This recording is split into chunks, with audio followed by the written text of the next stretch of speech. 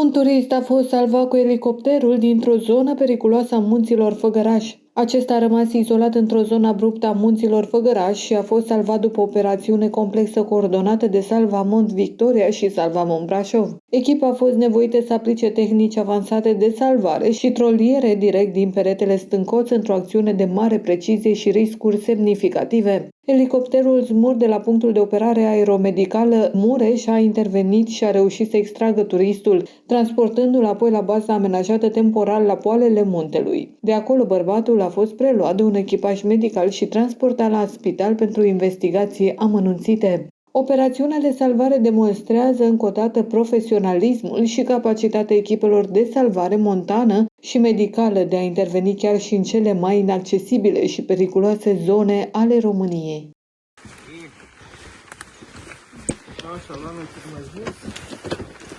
Ușor la de nivelă, ușor. Aici sus. Bun. Așa, bă.